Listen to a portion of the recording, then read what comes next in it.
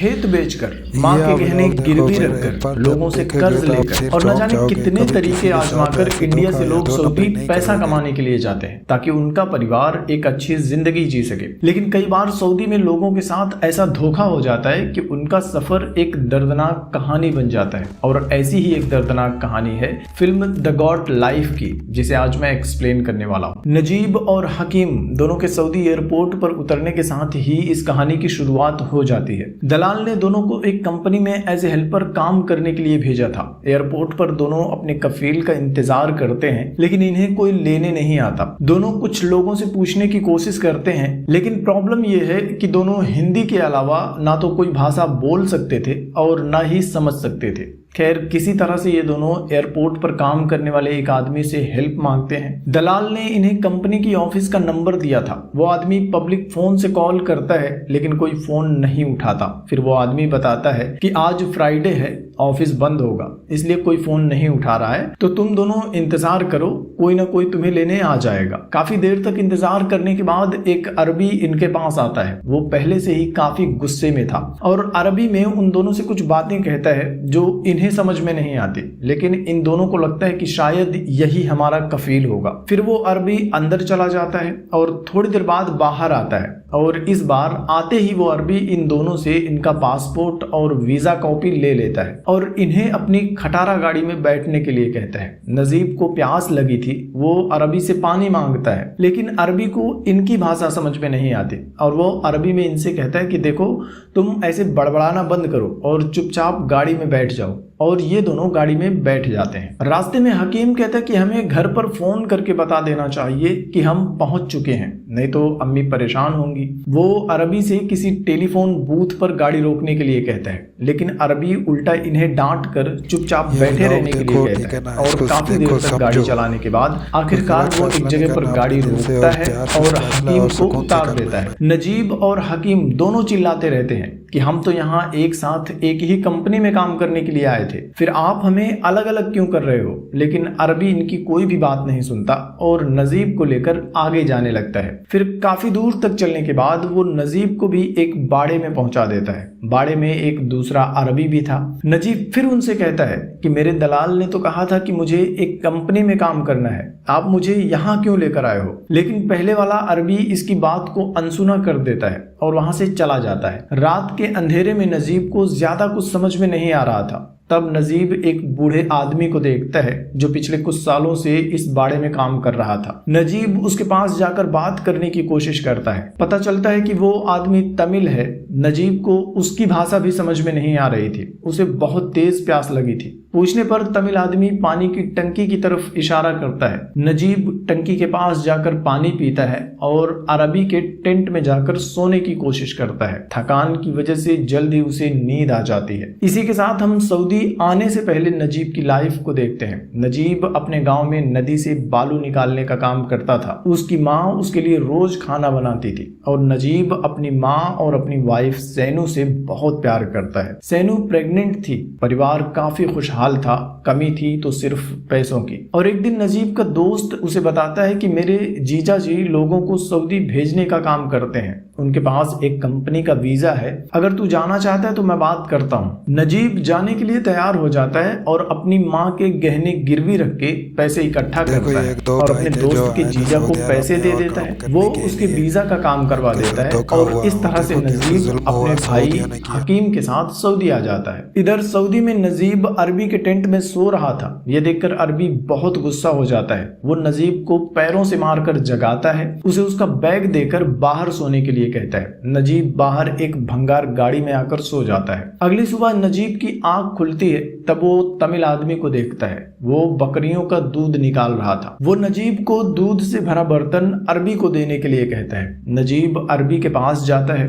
वो अरबी के पैरों में गिर जाता है, गिड़गिड़ाता है कि मुझे वापस घर भेज दो, लेकिन अरबी फिर से उसे डांट कर वहां से भगा देता है। कुछ दिन बाद पहला अरबी वापस बाड़े पर आता है। नजीब फिर से उसके पास जाता है और अपनी भाषा में अरबी को बताने की कोशिश करता है कि मैं कर्ज लेकर यहाँ आया हूँ, मुझसे कहा गया था कि एसी रूम होगा, अच्छा खाना मिलेगा, अच्छी सैलरी मिलेगी, मुझे धोखा दिया गया है, प्लीज मुझे वापस भेज दो। वो अरबी को अपनी एक डायरी दिखाता है जिसमें नजीब ने किससे कितना कर्ज लिया है लिखा हुआ था और कुछ कॉन्टैक्ट नंबर्स भी लिखे थे। अरबी तुरंत उस डायरी को फाड़कर फेंक देता है और उससे चुपचाप काम करने के लिए कहता है। नजीब समझ चुका था कि अब मैं यहाँ फंस चुका हूँ। शाम को नजीब गुमसुम बैठा हुआ था, कुछ दिनों से उसने खाना नहीं खाया था। अरबी उसे अपने पास बुलाता है। वो नजीब को खाने के लिए एक मोटी रोटी का टुकड़ा देता है। नजीब उसे खाता है तो खाना गले से नीचे नहीं उतरता। तब अरबी उसे बताता है कि इस रोटी को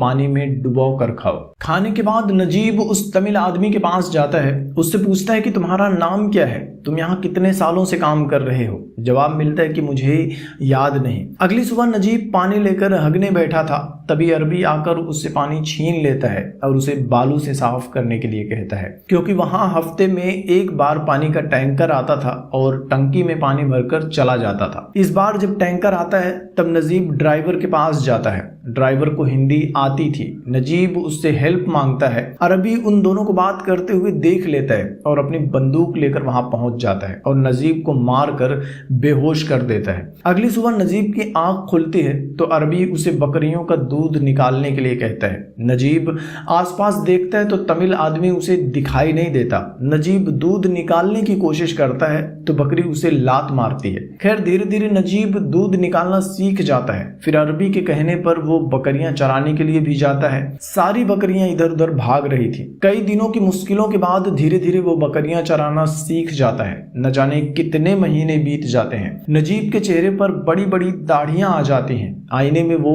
अपनी शक्ल भी पहचान नहीं पाता और एक दिन ऊंट चराते हुए नजीब को आसमान में कुछ गिद्ध दिखाई देते हैं। नजीब उनके पीछे पीछे जाता है तो देखता है कि वो गिद्ध तमिल आदमी की लाश को नोच खा रहे हैं। यह नजारा काफी डरावना था। नजीब को समझ में आ जाता है कि अगर मैं यहाँ रुका तो इसकी तरह मर जाऊंगा। अगले दिन नजीब बकरियां चराने जाता है तो सही मौका देखकर भागने की कोशिश करता है। तभी अरबी अपने ऊंट पर बैठकर उसके पीछे पीछे आ जाता है और मार मार कर उसे लंगड़ा बना देता है। नजीब अब बुरी तरह से डर चुका था, हिम्मत हार चुका था। महीनों बाद एक दिन वो बकरी चरा रहा था, तभी बारिश होने लगती है। नजीब बकरियों को लेकर एक चट्टान के पीछे छुप जाता है। चट्टान के नीचे से एक रास्ता था। नजीब उस रास्ते से चट्टान के दूसरी तरफ जाता है। वहां भी एक और आदमी बकरी चरा रहा था। नजीब उसके पास जाता है। वो कोई और नहीं, नजीब का भाई हकीम था। न जाने कितने महीनों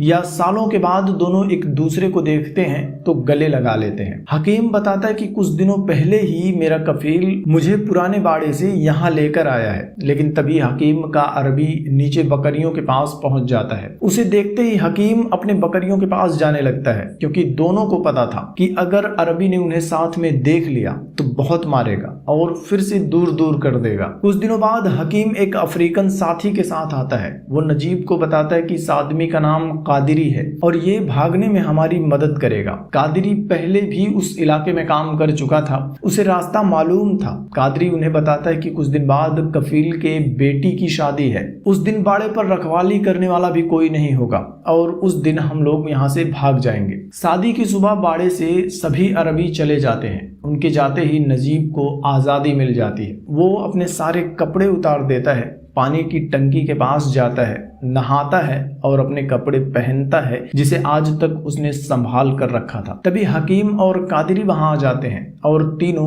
आजादी की उम्मीद लेकर सफर पर निकल जाते हैं, बिना इस बात की परवाह किए कि उनका यह सफर कितना मुश्किल होगा। सुनसान बेजान रेगिस्तान में उन्हें दूर दूर तक कोई नजर नहीं आता। चलते चलते रात हो जाती है। अगली सुबह आंख खुलते ही ये लोग फिर से चलना शुरू करते हैं। प्यास से इनका गला सूखने लगता है। हकीम को थोड़ी दूर पर पानी दिखाई देता है। वो दौड़कर जाता है तो पता चलता है कि वो धूप में चमकती हुई रेत को पानी समझ रहा था। पानी तो नहीं था, लेकिन वहां पानी ना मिलने की वजह से एक ऊंट मरा पड़ा था। खैर ये लोग कुछ दिनों तक चलते रहते हैं, लेकिन अब वो रास्ता भटक जाते हैं। वो बस सूरज की दिशा में चलते जा रहे थे। धूप और प्यास की वजह से उनकी हालत खराब हो जाती है और प्यास की वजह से तड़पते हुए हकीम की मौत हो जाती है। नजीब अपनी आंखों के सामने अपने भाई को तड़पता हुआ, मरता हुआ देखता है लेकिन कुछ कर नहीं पाता। कादरी उसे हिम्मत दिलाता है और समझाता है कि जब तक हमारी सांसें चल रही हैं हमें चलते रहना होगा। रेतीले तूफानों और धूप का सामना करते हुए वो आगे बढ़ते हैं और आखिरकार रेगिस्तान के बीच उन्हें एक जगह पर पानी दिखाई देता है। नजीब पागलों की तरह पानी की तरफ भागता है लेकिन कादरी उसे रोक देता है और फिर कपड़ा पानी में डुबाकर उसे थोड़ा थोड़ा आराम से पानी पिलाता है। कादरी को पास में ही एक बोतल मिल जाती है। वो दोनों कुछ देर तक वहां आराम करते हैं, फिर बोतल में पानी लेकर आगे बढ़ जाते हैं। रात बिताने के लिए दोनों एक जगह पर रुकते हैं और अगली सुबह जब नजीब की आंख खुलती है तो कादरी कहीं भी नजर नहीं आता। वो गायब हो चुका था। आज नजीब अकेले ही आगे बढ़ता है और आखिरकार बहुत बुरी कंडीशन में वो पक्की सड़क पर पहुंच जाता है। उसकी हालत बहुत खराब थी। कई सारी गाड़ियां वहां से गुजरती हैं लेकिन कोई भी नजीब के लिए नहीं रुकता। तब एक भला अरबी जो उस रास्ते से गुजर रहा था वो नजीब की मदद करता है, उसे अपनी गाड़ी में बिठाता है, पीने के लिए पानी देता है और फिर नजीब को शहर में लाकर छोड़ देता है। इधर उधर भटकते हुए नजीब एक होटल के सामने बेहोश हो जाता है। उस होटल में कुछ इंडियन सोशल वर्कर्स काम करते थे। वो नजीब को लेकर जाते हैं, उसके जख्मों का इलाज करते हैं।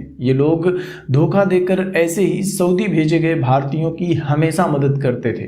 नजीब उन्हें अपने घर का एड्रेस दे देता है। वो भारत में नजीब के घर का पता लगा लेते हैं और ये आदमी फोन पर नजीब और उसकी फैमिली से बात करवाता है। सऊदी आने से पहले नजीब की वाइफ प्रेग्नेंट थी। वो नजीब को बताती है कि आपका बेटा अब 4 साल का हो गया है, आप जल्दी से घर वापस आ जाइए। नजीब के पास कोई डॉक्यूमेंट नहीं था इसलिए उसे कैंप भेज दिया जाता है। कैंप में बहुत सारे लोग थे जो नजीब की तरह काम छोड़कर भागकर कैंप में आए थे। कैंप में हर रोज कई सारे कफील आते हैं और अपने अपने नौकरों को लेकर चले जाते हैं। बाकी के लोग दुआ करते हैं कि उनका पेपर बनने से पहले कहीं उनका कफील ना आ जाए। और एक दिन नजीब को लेकर जाने वाला अरबी भी कैंप में आता है। वो नजीब को देखते ही पहचान जाता है और अरबी में कहता है कि तू काम छोड़कर भाग आया, शुक्र मना कि मैं तेरा ओरिजिनल कफील नहीं हूँ, नहीं तो इस बार ले जाकर मैं तुझे मार डालता। दरअसल इस अरबी ने उन दोनों को एयरपोर्ट पर परेशान देखकर उनका फायदा उठाया था। खैर 3 महीने बाद नजीब का पेपर वर्क कंप्लीट हो जाता है